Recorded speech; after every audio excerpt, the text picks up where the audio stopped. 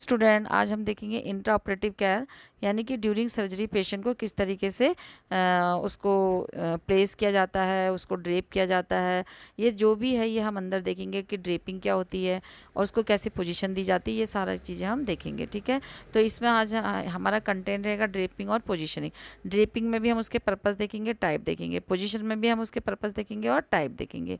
तो ड्रेपिंग क्या होती है? एक ऐसा प्रोसीजर होता है जिसमें पेशेंट को क्या किया जाता है, कवर किया जाता है और उसके चारों तरफ के एरिया को भी कवर किया जाता है ताकि और किससे किया जाता है, जो स्ट्राइल उसके आर्टिकल्स होते हैं, लिनन होते हैं उससे, ताकि जो भी स्ट्राइल वहाँ पे का जो फील्ड है वो स्ट्राइल रहे, मेंटेन रहे।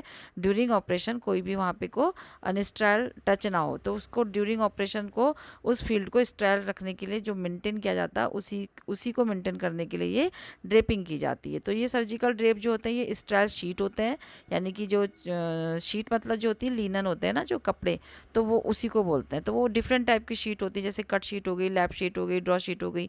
तो हमको जिस तरीके की चाहिए उस तरीके की शीट हम यूज़ करते हैं पेशेंट के ऊपर, कि सर्जरी पे डिपेंड करता है कि उसको कितना तक का हमें कवर करना है। ठीक है, तो surgical drape is the sterile sheet use to create a sterile field. ठीक है, और इसको किस लिए यूज़ किया जाता है सर्जिकल शीट को? जो फील्ड है वो क्या रहे, स्ट्राइल रहे ड्यूरिंग सर्जिकल प्रोसीजर, ताकि वहाँ पे कोई भी इन्फेक्शन ना पहुँचे पेशेंट के ऑपरेशन एरिया पे। ठीक है, तो क्या किया जा रहा है, देखिए ये सारा इसको ड्रेप कर दिया गया है। ठीक है, और ये कट शीट है, और ये कट शीट है सिर्फ उतना ही ओपन किया जितना की ज़रूरत है। और ये देखिए ये सारा चीज़ इन्होंने जो ये पहना हुआ है, चाहे वो ग्लव्स है, चाहे वो मास्क, ये ग्लव्स है, और ये जो इनके गाउन है, ये सब क्या है, स्टेराइल है। अब यहाँ पे इसके पर्पसेस क्या होते हैं कि जो मतलब जो फील्ड है उसको स्ट्राइल रखना। ठीक है, ताकि वहाँ पे को क्या मतलब अप्रोप्रिएट जो प्लेसमेंट कर सके जो लिनन होते हैं बिफोर सर्जरी, मतलब सर्जरी करने से पहले वहाँ पे वो जो लिनन को क्या किया जाता है, अच्छी तरीके से प्लेस किया जाता है, और appropriate carefully placement of the linen before surgical के स्टार्ट होने से पहले उसको क्या किया जाता है, ड्रेप किया जाता है, कवर किया जाता है स्ट्राइल शीट से, ताकि वो एरिया क्या रहे, स्ट्राइल रहे। ठीक है, फिर maintain the sterility of the surface on which स्ट्राइल instrument. अब यहाँ पर क्या किया जा रहा है, जो भी ऑपरेशन के जो ये सॉरी यहाँ पे ये बाज नहीं है, ये स्ट्राइल है। ये हिंदी में इसका जो प्रोनाउंसिएशन है ये गलत आ गया ना, तो ये ना करके आप स्ट्राइल करें।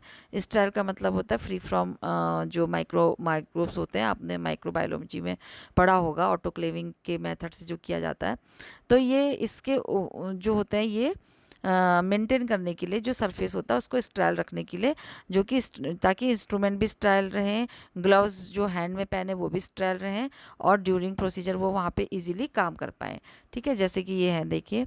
अब ये टाइप क्या होते हैं इसके, एक तो होता है क्लोज, जो होता है क्लोज यूजेबल ड्रेप, यानी कि ये कपड़े के बने होते हैं, दोबारा से इसको लाउंड्री में भेज के और यूज़ कर सकते हैं ना। लाउंड्री में जाएगा, क्लीन होगा, ड्राई होगा, फिर ऑटोक्लेव होगा, तो फिर उसको ओटी में भेजा जाएगा ताकि वो दोबारा से यूज़ हो।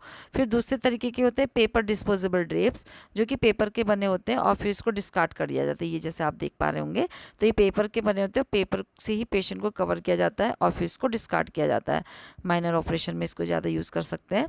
और डिस्पोजेबल प्लास्टिक एडिसिव ड्रेप, तो वो ये देख लीजिए अब, ये प्लास्टिक इसके ऊपर चिपका रहता है, एडिसिव रहता है, मतलब इसमें ये चिपका हुआ रहता है। जहाँ पे को भी प्लेस करना होता है पहले इसको निकाल देंगे और फिर जो एरिया है वहाँ पे इसको चिपका देंगे, जिससे कि क्या हो, सर्जरी इजीली हो। लास्ट में इसको फेंक देंगे, इजीली मीन मतलब स्ट्राइल हो, ताकि इन्फेक्शन ना पहुँचे। फिर है सर्जिकल पोजिशनिंग, ये तो ड्रेपिंग हो गई। और सर्जिकल प्रोसीजर जो होता है वो जब भी कोई पार्टिकुलर ऑर्गन का ऑपरेशन करना होता है तो उसके लिए क्या किया जाता है, जो भी पोजिशनिंग बनाई जाती है पेशेंट की, ताकि पेशेंट जो भी ऑपरेशन है वो ईजिली हो और पेशेंट को भी कंफर्टेबल हो। तो इसके पर्पस क्या होते हैं, पेशेंट की कंफर्ट और सेफ्टी को मेंटेन रखना होता है, और जो भी एक्सपोजर है वो मिनिमम, मतलब जो provide optimal exposure and access to surgical site, ताकि इसका सर्जिकल पोजिशनिंग का एक पर्पस ये भी है कि जहाँ पे ऑपरेशन करना है वो ज़्यादा से ज़्यादा एक्सपोज हो, ताकि वो इजीली वहाँ पे वो अपना काम कर पाए, सर्जिकल साइट उनको इजीली विजिबल हो। ठीक है, और सर्कुलेशन उसका मेंटेन रहे पेशेंट का, और नर्व डैमेज भी उसकी ना हो। तो इसलिए पोजीशन बनाई जाती है।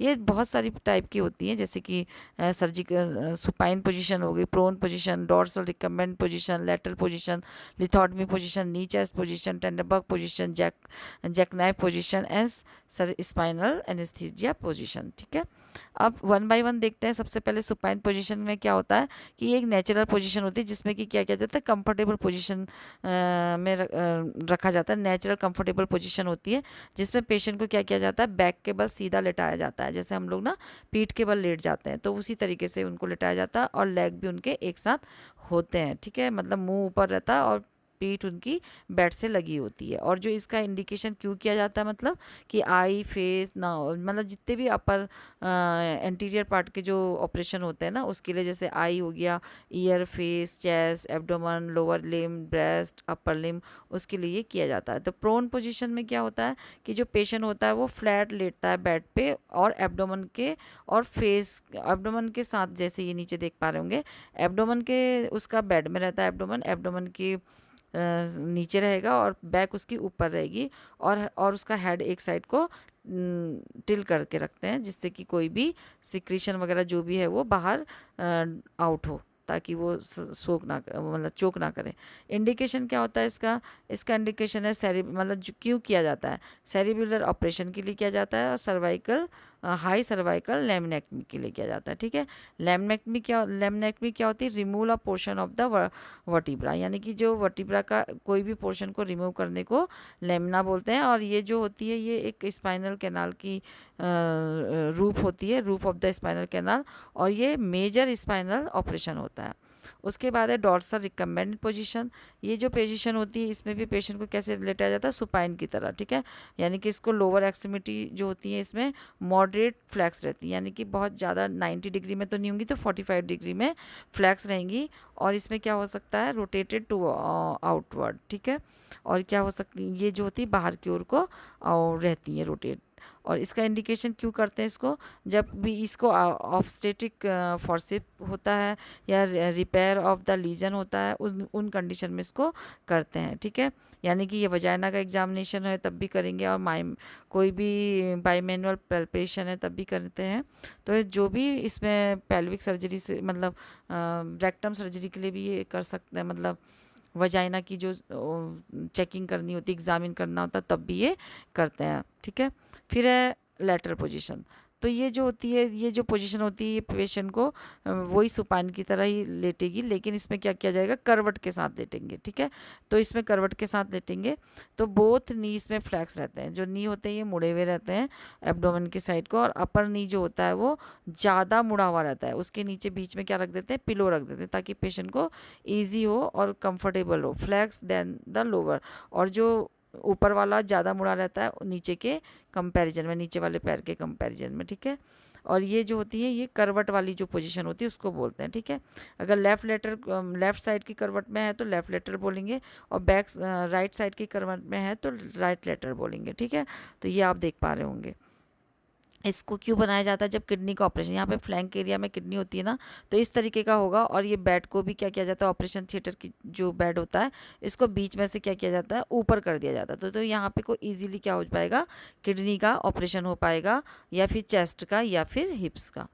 लिथोटमी पोजीशन क्या होती है, ये जो पोजीशन होती है पेशेंट को जो होते हैं उसमें भी सुपाइन की तरह ही होती है, और फीट जो होते हैं इसके थोड़े ऊपर होते हैं, और same level as the hip के सेम लेवल में होते हैं, with the perineum position at the edge of the examine. इसमें क्या किया जाता है, ये देख पा रहे हैं आप, सुपाइन की तरह ही है, पीठ के बल लेटाया है, लेकिन यहाँ पे जो ये बैक इसकी जो लेग है ये 90 डिग्री एंगल पे इसको रेस कर दिया गया है, और इसमें जो ये लेग रेस्ट है इसमें इसको होल्ड कर देते हैं, और आराम से इसका जो बटक्स है उसको बिल्कुल एज पे ले आएंगे, बैठ के एज पे ले आएंगे, तब जाके ये प्रोसीजर किया जाता है। जो इसका पेरिनियल पोजीशन होती है वो क्या किया जाता है, बैठ के बिल्कुल एंड पे लिया जाता है, ताकि ईजिली वहाँ पे काम हो सके।